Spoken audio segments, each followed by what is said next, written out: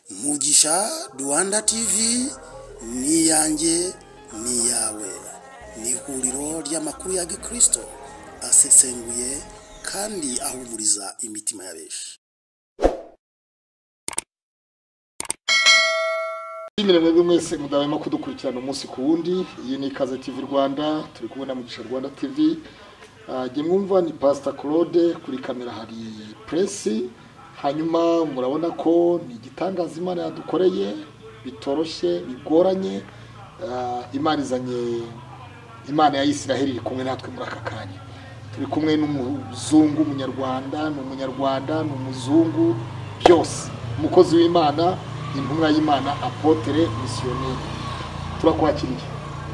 Shalom, shalom, tout le monde, ceux qui m'écoutent aujourd'hui. J'ai venu dans ce pays. Amahoro kubatwumva muri kano kanya. Pour une visite et occasion me permis de venir ici dans cette maison de pasteur. Ngiriwe umugisha wo kuboneka muri iyi nzu ya pasiteri. Qui m'a accueilli dans les jours de Pâques. Akaba yanyakiriye ku munsi wa Pasika. Qui était informé que je passerai ici. Yarabizi yuko ndi buce hano kuri uyu munsi. Il profitait de cette occasion de ma présence ici. Rero yafatiye kuri uwo mwanya wo kuba mbonetse hano. Qui m'a interrogé sur ce sujet qui l'intéresse personnellement et intéresse l'Église ici. Ambajije rero ku kiganiro kimufitiye umumaro kandi gifitiye umumaro n'itorero. Moi personnellement j'habite à Bruxelles en Belgique avec ma épouse. Jewe ntuye Bruxelles n'umufasha wanje. Voilà, mon nom c'est Richard Schreiber-Pisarski. Yitwa Richard Schreiber-Pisarski. Que je suis époux de madame ici présent qui traduit en kinyarwanda. Akaba ari umugabo w'umugore uri Rwanda rurimo guhindura mu kinyarwanda. Voilà, ça pour courte présentation. Ici, on va essayer de développer une pensée de l'amour. Qu'est-ce que c'est l'amour? Yumva yifuza kuba yaganira namwe ku rukundo n'iki. D'abord, on doit comprendre qu'est-ce que c'est l'amour au niveau universel. Avant, regarder l'amour des familles, l'amour des couples, comment ça fonctionne, c'est de l'amour et pourquoi ça ne dure pas ou pourquoi c'est dur à long terme. Tugomba kureba urukundo mu buryo bwagutse, tukaneba no ku rukundo rw'abashakanye, ese kubera ko bidatinda rutamara igihe kinini. L'amour, c'est chose qui Dieu nous crée et nous demande, aimez-vous et créez. Urukundo ni ikintu cyaremwe n'Imana kandi imaze kuturema iratubwira ngo mukundane.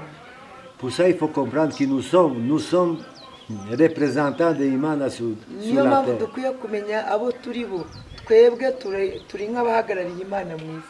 Pour créer ici-bas, dans ce monde-ci, à travers l'amour, tout ce qui existe. Rero Imana yadushyiriyeho kugira ngo tugire ibyo twubaka ariko binyuze mu rukundo. Imana nous donne tous les pouvoirs pour le faire. Ariko Imana yadushizemo ubushobozi bwo kubikora. Et à la naissance de chacun de nous, umuntu akivuka wari wese, nous cherchons c'est de l'amour abaho ashaka urukundo pour l'appliquer. Kandi yifuza no kurushyira mu bikorwa. On ne sait pas comment on va le trouver et comment l'appliquer. Buri muntu wese aba yibaza ese nzarubonane, ese nzarushyira mu bikorwa gute. Parfois c'est à travers l'éducation, parfois à travers les regards, à travers les voisins, on cherche être aimé. Rimwe na rimwe urwo rukundo ashobora kurubona mu baturanyi, ashobora kurubona mu burere bw'umuryango. Et on peut chercher toute la vie ces questions où on habite, dans quelles conditions on a grandi. Umuntu ashobora kubaho mu buzima bushakashaka urukundo bitewe n'aho avukiye n'aho akuriye. Et quand on comprend, c'est de l'amour, pour chercher d'abord comprendre qu'est-ce que c'est. Et quand on a compris c'est de l'amour, assez de l'amour peut durer. Parce qu'il y en a l'amour. Iyo umuntu yamenye igisobanuro cy'urukundo, urukundo rushobora kumara igihe kinini. Parce que l'amour peut l'amour être physique, qui engendre plaisir sexuel, et il y en a l'amour de l'âme. d'esprit. urukundo dushobora kubufata mu buryo bubiri, urukundo rw'umubiri rushobora kubyara abantu, hakaba n'urundi rukundo rwo mu buryo bw'umwuka. L'amour des corps, il ne dure pas longtemps. Urukundo rw'umubiri ntabwo rutinda, Parce que c'est de l'amour nous trompe. On kuko nous uru dévie de rukundo vrai l'amour. ruratubeshya, noneho rukatujyana kure y'urukundo nyakuri. C'est de l'amour vrai, c'est l'amour de l'âme, d'esprit, de cœur. Urukundo nyakuri ni uru rukundo rw'umwuka. Avec cet amour, on peut construire tout ce qu'on veut. Uru rukundo rw'umwuka se cyangwa se rw'imvamutima, umuntu ashobora kurwubakisha icyo ashatse cyose. Pour ça, le Dieu créait les femmes pour l'homme, qui pouvons créer ensemble aussi les enfants et s'aider, entraider dans le processus d'existence sur la Niyo terre. mpamvu Imana yaremeye umugore umugabo kugira ngo babashe kubyara abana, babashe no kugenda bafatanya mu buzima bwa buri munsi. Quand on a compris c'est de l'amour-là, c'est de l'amour va durer. Twamaze kumva urwo rukundo, ruriya rukundo ruzaramba. L'amour d'esprit, il n'a pas besoin, les biens. Il n'a pas besoin. Urukundo rwo mu mwuka ntabwo rukeneye ibi bintu bifatika. Dieu crée automatiquement dans cette couple-là tout ce qu'il a besoin. Imana iyo bamaze kubona urukundo, Imana ibaremera ibyo bakeneye byose. C'est de l'amour peut durer jusqu'à l'éternité. Uru rukundo rero rwo mu mwuka rumara igihe kidashira. C'est ça qu'il faut comprendre. Ibyo abantu bakwiriye L'amour physique des corps, des beautés, semble beauté. Uru rukundo rero rw'umubiri cyangwa se rw'ubwiza bwo ku mubiri, C'est de l'amour, il est vrai, il est temporaire, il n'est pas éternel, il passe à certain temps. uru rukundo rw'umubiri nirwo ariko ntabwo rutinda, ni urw'igihe gito. Après certain âge, on oublie, ça ne fonctionne pas, l'amour physique, la sexualité, tout disparaît. Mu myaka runaka ruriya rukundo rushingiye ku mubiri rurashira. Quand on n'a pas appris l'amour de l'esprit de l'âme, iyo utamenye urukundo rw'umwuka, rien qui peut fonctionner en famille, avec les ruriya enfants, rw'umubiri iyo avec rurangiye l'ami. rero mutarigishijwe urw'umwuka, umuryango ni nkaho uhuye n'ikibazo. C'est de l'amour-là, c'est magnifique. On les cherche. Moi, je les cherchais aussi dans ma vie. Uru Et je rukundo l'ai rero trouvé. ruratangaje, nanjye nagiye ndushakashaka, cyokora nararubonye. J'ai trouvé après longtemps, Nyuma y'igihe kinini avec l'épouse qui est à côté de moi, naje kurubona mu mudamu uri iruhande rwanjye. et c'est l'amour de l'âme, c'est l'amour de cœur. Ni urukundo rw'umutima, ni urukundo rwa roho. Et ça peut durer, cette vie, prochaine vie, après la vie, il peut durer parce Uru que c'est rukundo rushobora kumara igihe kinini, haba ari muri ubu buzima cyangwa ubuzima parce buzaza. que c'est l'énergie divine qui nous dirige dans ce monde-là. Kubera yuko ni imbaraga z'Imana cyangwa se n'umwuka w'Imana urimo utuyobora. Mon conseil, qu'est-ce que je peux vous Inama yanjye conseiller rero ni iki nabagiraho inama dans cet l'amour? muri uru rukundo? Pas se tromper, Ntimuzibeshye, regardez bien avec qui vous voulez se marier. mujye mureba ninde shaka kubana nawe, L'amour, c'est aussi création. kuko urukundo narwo rugufasha kugira ibyo wubaka. Dieu, Imana, nous informait que créer ce monde à travers l'amour, uniquement l'amour. À travers l'amour, on peut créer. Il me dit, aimez-vous et créez. Imana nayo yaremesheje urukundo. Ni ngombwa rero gukunda kandi ukagira ibyo urema. Tout ce qui nous entoure, c'est notre travail à travers l'amour. Ibidukikije byose ni ibyo tuba twarakoze kandi tubikoreye mu rukundo. L'amour, quand Dieu dit, tout est créé à travers. Les animaux, ils devront faire l'amour pour créer. Les plantes se multiplient à travers le pollen et l'amour. Tout se passe, il n'y a pas endroit qui ne peut pas se passer. Ibyaremwe byose byaremwe mu rukundo, abantu bavuye mu rukundo, ibimera byose byavuye mu rukundo. Ni ukuvuga ngo ibintu byose biriho kubera urukundo. Et quand on a cet l'amour, on peut donner cet l'amour aux autres. Iyo uru rukundo wamaze kurubona rero nibwo ubasha kuruhereza abandi. On ne s'attache pas au bien des autres. ntabwo umuntu akwiriye kwizirika ku bintu by'undi muntu. On doit s'attacher à l'esprit, à l'âme de cette personne-là avec elle on peut construire quelque chose. Ukwiriye noneho kwita cyane ku by'umwuka by'uriya muntu muzabana. L'amour pour d'argent n'a pas aucune valeur. Uru rukundo rero rushingiye ku mafaranga nta gaciro rufite. Et vous devrez dans votre couple montrer aux autres cette lumière qui rayonne de vous pour construire ça que c'est Imana demande. Abashakanye rero mugomba kugaragaza ibishashi by'urukundo mu isi. Je vous remercie, je vous salue aussi, votre amour, votre écoute, et j'espère que vous êtes compris mon message que je voulais transmettre aujourd'hui dans ce jour de Pâques. Arabashimiye yizeye yuko mwamwumvise kuri uyu munsi wa Pasika. Serishari numvi uvuze amagambo meza y'urukundo. Tu viens de parler de sujets très bons de l'amour. Niki gituma abagore n'abagabo kenshi shitani yarateje intambara yo gutandukana? Pourquoi actuellement on assiste beaucoup de cas de divorce? Je vais vous dire un raccourci. Peut-être c'est pas uniquement un manque de l'amour. Quand on va regarder plus loin le monde d'aujourd'hui et l'espérance, l'espoir qu'on peut donner aux enfants, aux jeunes, aux couples, alors ils ne voient pas tellement bien, ils sont dans le désespoir. Ils ne savent pas comment construire cet amour pour Imana. Isi ya none uburyo yubatse ntabwo irimo guha icyizere kirambye yaba ku bana cyangwa yaba ku bashakanye. Ils devront voir en eux la force nécessaire. Alors pour avoir force nécessaire, ils devront prier parce que seule prière permet de renforcer les volontés. Bagomba kubona imbaraga zo gusenga kugira ngo babigereho, bakagira n'ubushake bwo kubikora. Objectif de création.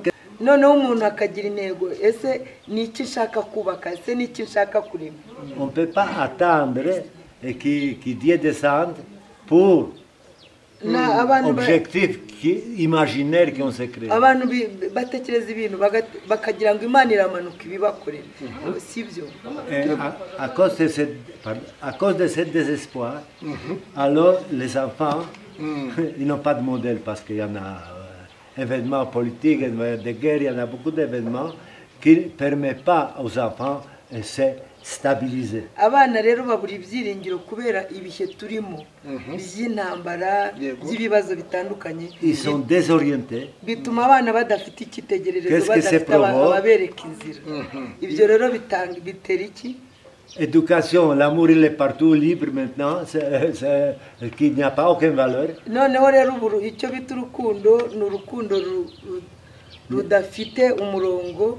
Parce que tout est facile, et c'est pas l'amour. Ibyo ngibyo rero byo kuborohereza ntabwo ari rwo rukundo. Siko rukundo rw'ukuri. Siko rukundo. Muri social media, wicaye kuri social media, ujya ureba social media, ibintu biba kuri social media, umugabo n'umugore basezeranye, baranatandukanye, nk'ubu hari umukobwa, hari umudamu n'umusore basezeranye ejo bundi, ariko batandukanye batabanye. Si vous avez du temps d'assister ce qui se passe aux social media, il y a vraiment les histoires pareilles. Il y a un exemple tangible d'un couple qui se sont séparés après combien de temps? Basezeranye mu kwa 12 bategereza kuzakora mariage ngo babane mu nzu, nuvuga ngo batandukanye batanajya mu nzu. Ils sont mariés. Basezeranye muri leta. Mariage chez état civil, mariage civil. Mais ils se sont séparés sans qu'ils restent sous le même toit. Qu'est-ce qui se passe? Qu'est-ce qui se passe? Urwo rukundo ubona c'est pas l'amour. C'est vraiment l'amour. Urukundo n'ubwesi ko bumwe muri bo. Déguisement de l'amour. Quand tu regardes bien profondeur des relations, un et l'autre cherchent le bien de l'autre. Iyo urebye ishingiro ry'urukundo rw'abiki gihe umuntu abashaka ibintu by'undi. Plaisir et l'amour, ils trouvent partout. À les profondeurs. Byo kwinezeza kunezeza umubiri umuntu abibona hose, ariko se urukundo rukwikiye Il n'y a pas de rufite imizi ntarwo. Il cherche l'amour, alors il n'y a pas de l'amour. bibaza ko Alors, bashaka urukundo ariko nta ruhari. on s'est marié pour prendre le bien des autres quand c'est abantu divorcé. basigaye bashakana kugira ngo atware ibyo bashakanye. C'est Nouvelle Hollywood, cinéma américain, qui actrices et actrices changent tout le temps pour prendre le bien des autres. Ni ibintu bimeze nka sinema zo mu banyamerika. umuntu ahora ahindura umukinnyi kugira ngo abone uko afata ibintu by'undi. C'est devenu commerce. Ubu byabaye nk'ubucuruzi. yego nari ndimo ndareba mu kanya kuri social media mbona umudamu arira kandi umugabo we ni umuhanuzi kuri social media. Umugore aragira ati nabuze n'ibihumbi 25 byo kwishyura inzu, umugabo yamutanye abana kandi umugabo yirirwa muri social media avuga ko ari umuhanuzi w'Imana. Mr. Richard ubwo ni umuhanuzi cyangwa se Il était en train d'assister ce qui se passe aux social media. Il y avait une femme qui était en train de pleurer, que son mari qui se dise qu'il est prophète, visionnaire, qu'il a abandonné sa maison. Madame était en train de pleurer, qu'elle ne peut pas payer même le loyer. Est-ce que cette personne vraiment c'est l'homme de confiance? Bon, je ne connais pas trop. En tout cas, déjà modèle de cette couple-là, ce couple qui il a en dérive, façon de dire en français, que je ne vois pas aucune valeur de l'amour dans cette couple. Parce que monsieur est tellement grandi dans ses visions de lui, que ces visions, ils n'ont rien à voir avec ce monde-ci. Hein? Ce sont des rêves qui s'est imaginé et essaie de casser ça qu'est-ce qu'elle essaie de créer. Ni ukuri ntabwo abantu abazi ariko yarebye imyubakire y'urwo rugo umugabo arumva yarazamutse cyane agakibarirwa mu mitekerereze y'isi.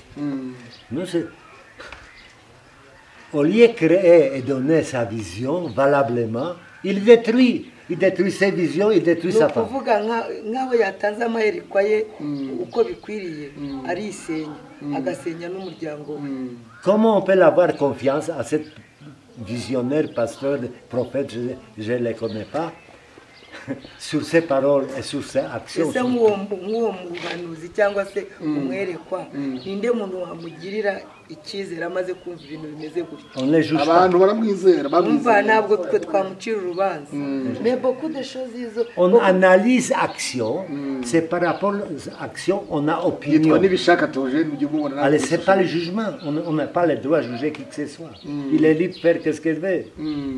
Umuntu ntabwo twamucira imanza agomba gukora ibyo ashaka gukora ariko uwo ukabyumva ntabwo ari byo. Ni ukuvuga ngo ababyumva ntibabiha agaciro. Ce qui suit, ce qui dit ce prophète. Il s'est réalisé. Est-ce que c'est réalisé? C'est pour prendre d'argent des autres. Non, ça se réalise pas. Alors c'est faux prophétie. Alors il ne faut pas prendre la considération. Je vais vous donner l'exemple de Daniel, l'Ancien Testament, du prophète Daniel, qui prêchait sur les fins du temps.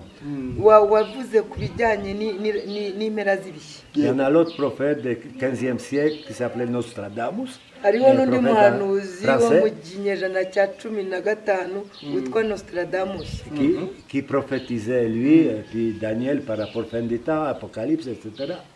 Ça sont des vrais prophètes parce qu'on voit confirmation de ces paroles. N'ubuhanuzi bwuzuzanyije n'ubwa Danieli bavuga ku bijyanye n'impera y'ibihe. Iyo uri mu bireba rero uravuga uti aba ni abahanuzi b'ukuri. On a été averti, informé qu'il y aura beaucoup de faux prophètes. Ariko kandi twaranabibwiwe ko mu ndunduro y'ibihe hazabaho abahanuzi b'ibinyoma benshi.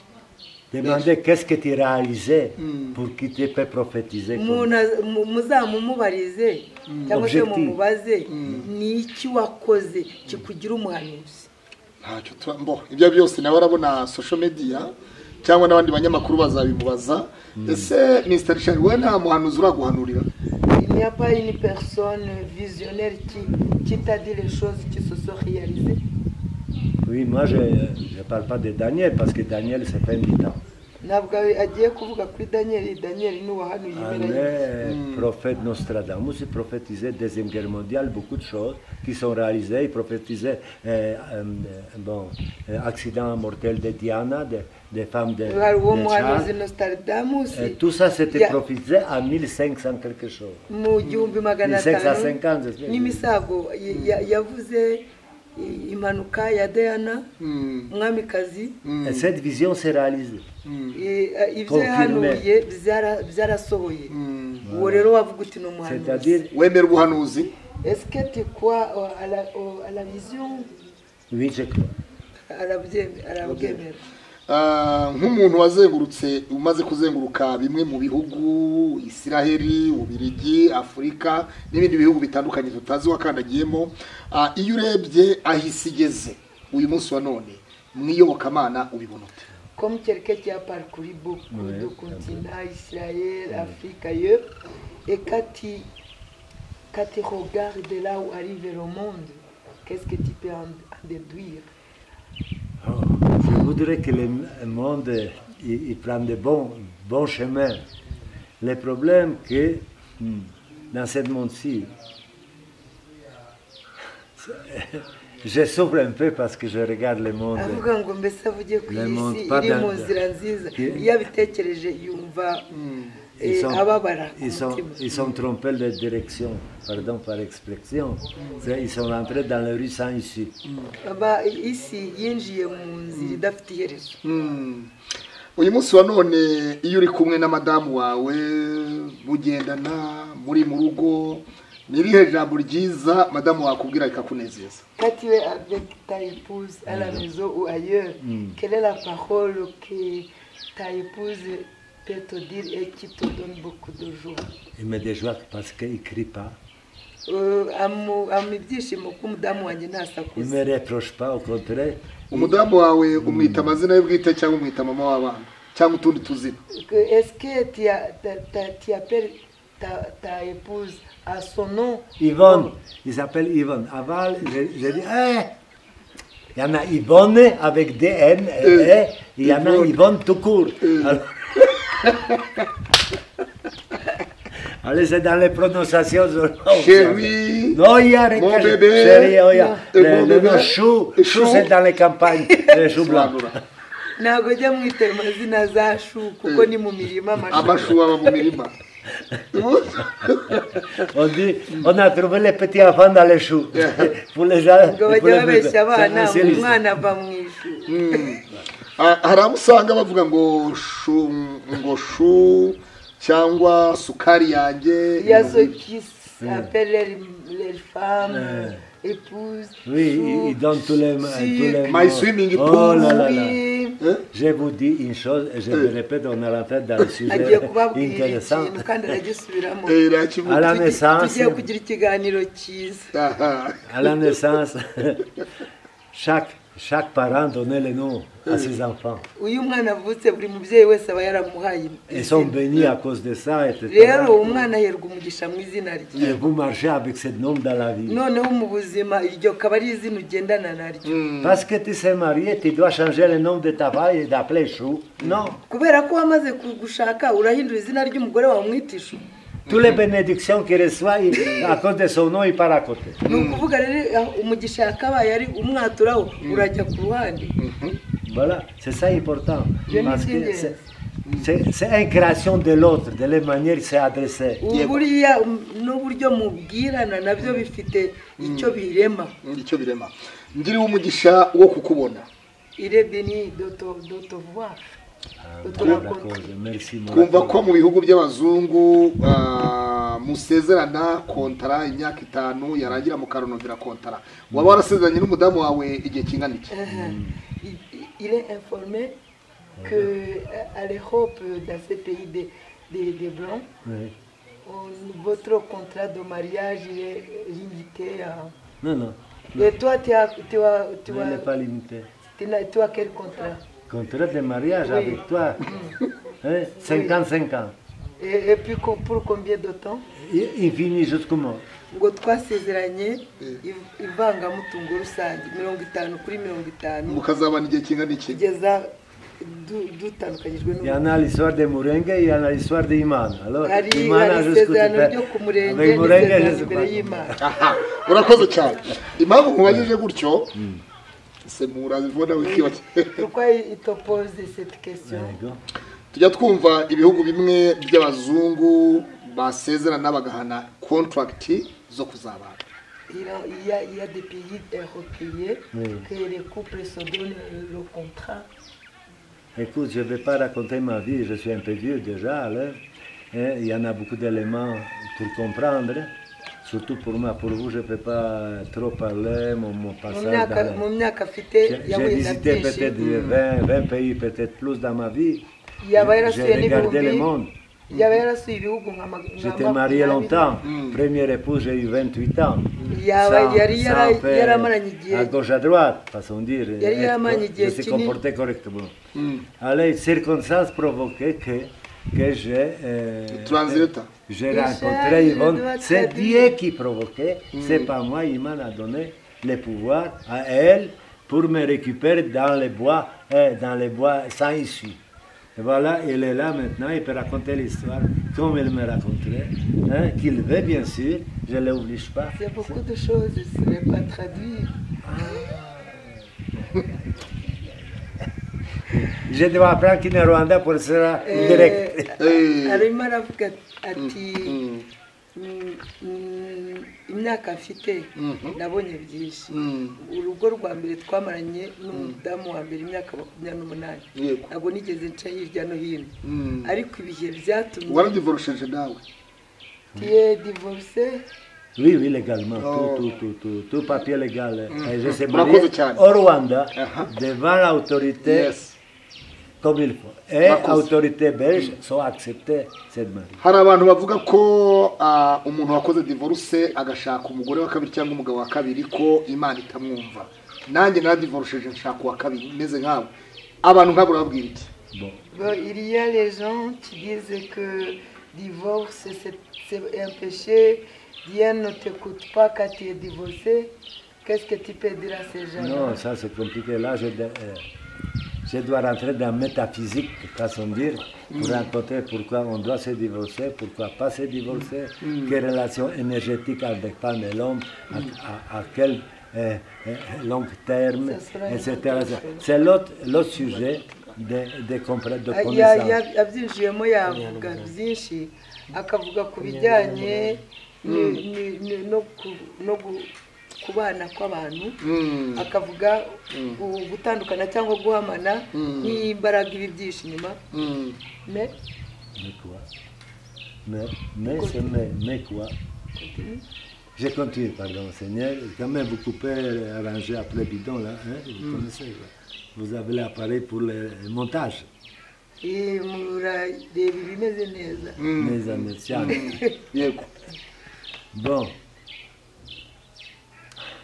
L'amour, il a toujours des cassures. urukundo rushobora kugenda rucika Je parle de mon rucika expérience. rugacika rukongera rugatangira. yego D'un côté de l'autre, on veut marcher comme Dieu nous demandait. Allez, il y en a d'entités qui essaient de casser cette couple pour telle raison. Je n'ai umwe pas ku cherché. wundi aba yumva yifuza kugendera mu bushake bw'Imana, ariko hakaba hari n'izindi mbaraga zishaka Il y en a beaucoup, kubyangiza. spirituel, matériel, il y en a beaucoup. ariko izo raisons. mbaraga hari iz'umwuka hakaba n'imbaraga z'iby'isi. Plus grand défaut dans les couples, quand on s'aime, quelqu'un qui lance les mensonges sur le couple. ikintu kibi kibaho mu bashakanye iyo ikinyoma gitangiye. iyo ikinyoma gitangiye ni ryari umugabo aba umugabo w'umugore cyangwa umugore yitwa umugore w'umugabo Quand est-ce qu'on commence à dire tel est mon époux, tel il est mon époux, ma épouse.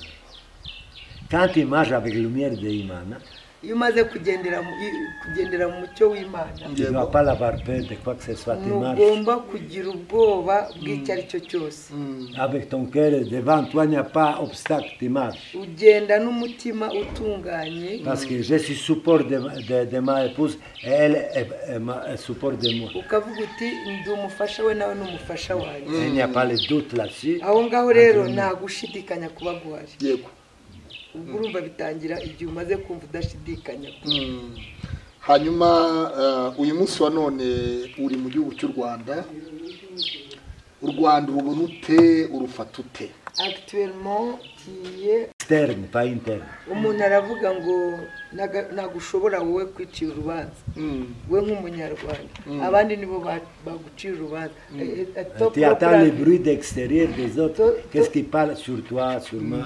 C'est notre action qui donne le résultat des paroles. ushobora kumva abantu bakuvuga ibintu ariko ibyo wowe ukora nibyo bihamya ukuri. Et ton avis, comment tu trouves le pays? Écoute, j'ai déjà toujours dit à ma épouse que Dieu vous donne paradis. Rwanda ni paradiso. Paradis, c'est quoi? Vous avez tout. Amen. Peut-être il n'y a pas suffisamment de voitures. Déjà, on ne peut pas rouler parce que les routes sont saturées.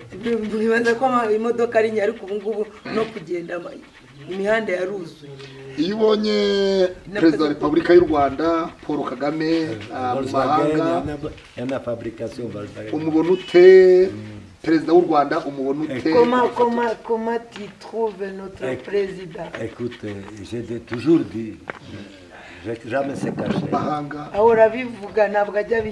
Tout ce qui est arrivé, tu sais, j'ai souffert aussi de ma manière de regarder tout ce qui s'est passé. Je sais que le président a souffert 1000 fois plus que moi. Il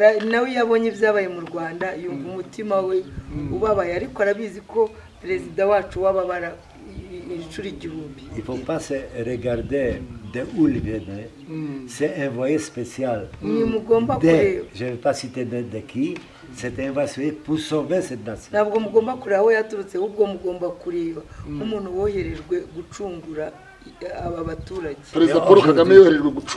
Aujourd'hui, vous avez le résultat de son travail. Urakoze cyane. Haleluya. Urakoze cyane. Hanyuma hafi ya hose dusoza. Turimo turerekera ku musozo. Turerekera ku musozo dusoza. Ufite umudamu w'umunyarwandakazi kandi mwarasezeranye. Waba witeguye gutura mu Rwanda kufe waba ufite ubwenegihugu bw'u Rwanda ko washatse umunyarwandakazi? Tu as une épouse rwandaise. Est-ce que tu as la nationalité rwandaise? C'est dans les projets. C'est dans les projets. J'ai documents, j'ai tous les papiers. Maintenant, demain, je vais aller rechercher mon carte de 3 ans, de séjour permanent de 3 ans. Et dans cette période, je vais demander national.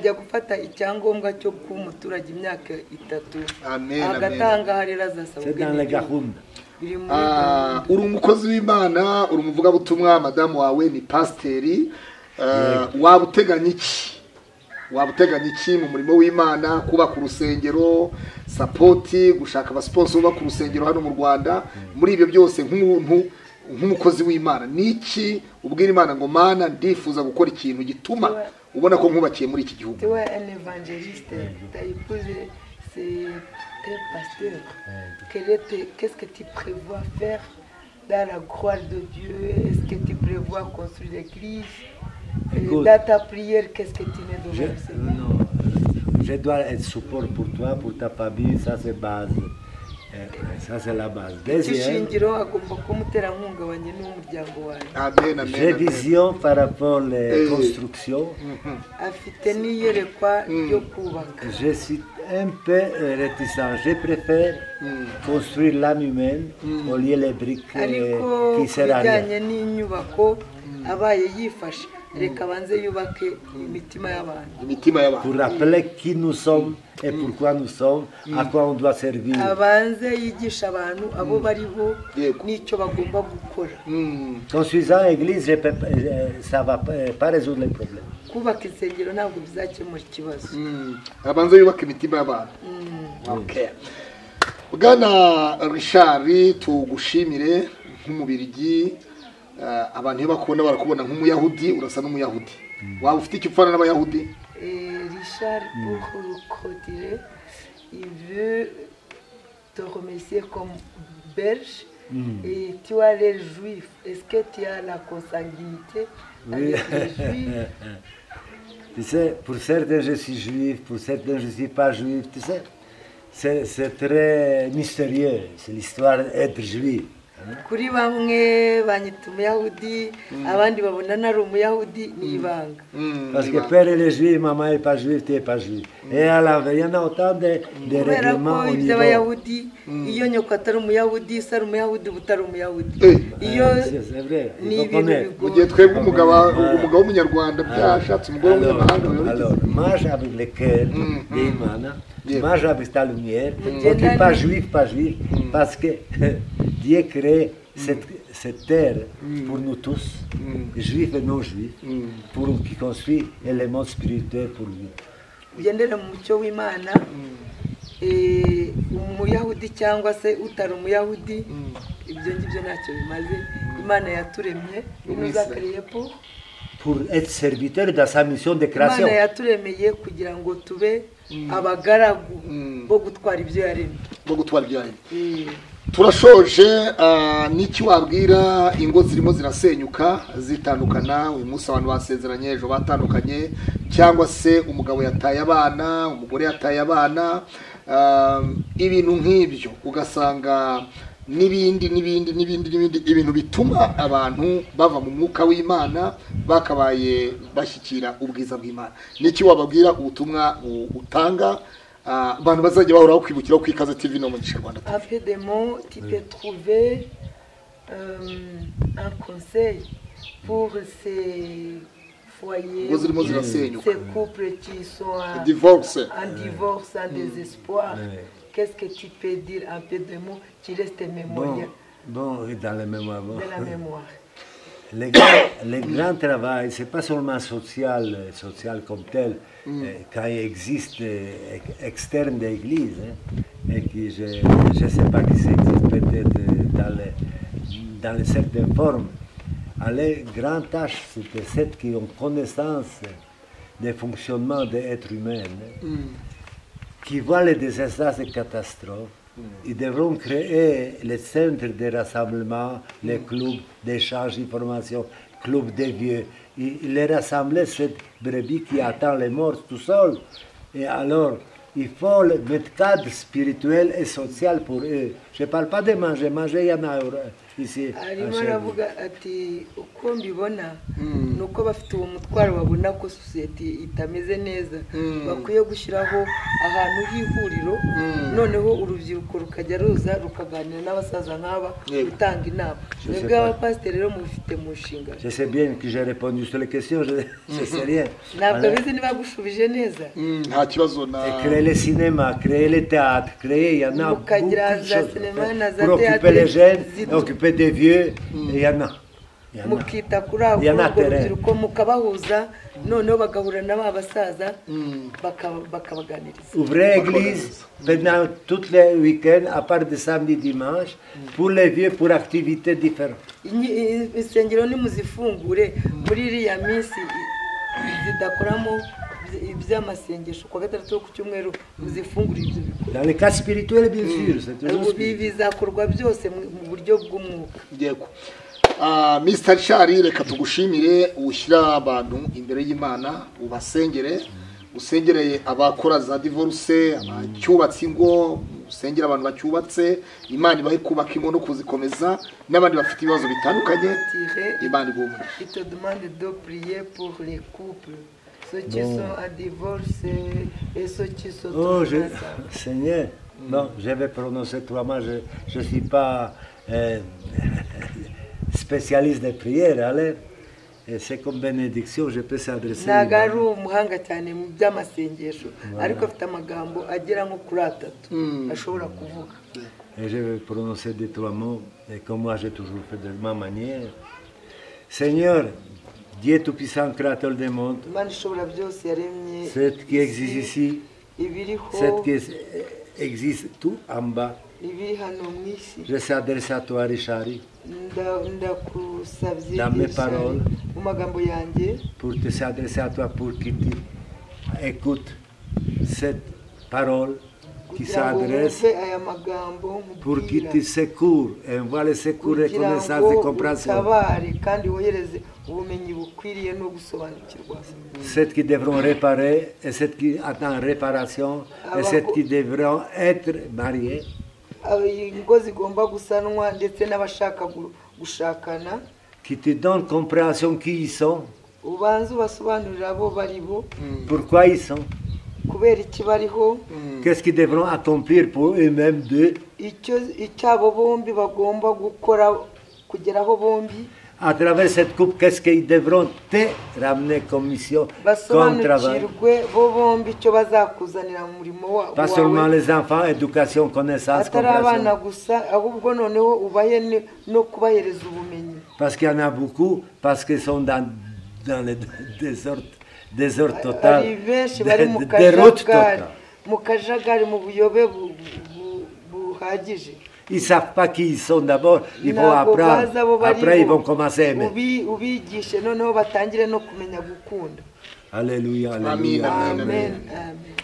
turabashimiye mwese rero mudahwema kudukurikirana umunsi ku wundi ku Ikaze TV Rwanda kuri Mugisha Rwanda TV. Uyu yitwa Richard, ni missionnaire, umukozi w'Imana, umudamu we ni pastor yitwa Ivona. Hanyuma rero tubabwire ngo mwese mukore subscribe, mukore like na comment, kandi niba munezerejwe n'amagambo bababwiye muzatumurandika, murabigaragariza mu kwandika. Gutukana ntibyemewe, ariko nta nicyo wanatukana kuko bakuvuza ibikubaka, ntabwo gusenya byemewe. Imana ibaha umugisha mwese rero, tubashimire. Dushimiye Richard, turagushimiye umukozi w'Imana. On te remercie beaucoup, serviteur de Merci. Dieu. Je remercie à toi, spécialement, Aragushimiye nawe de ton accueil. by'umwihariko Pas ibyo seulement cette wamwakiriye, surprise que tu m'as fait le atari jour de Pâques. atari uburyo umutunguyemo kuri uyu munsi wa Pasika yabo. Parce Yego. qu'on dit, les Pâques, c'est passé d'un côté à l'autre. C'est les Pâques. Dushimiye madamu wawe. Mugisha Rwanda TV ni yanjye ni yawe, ni ihuriro ry'amakuru ya Gikristo asesenguye kandi ahumuriza imitima ya benshi.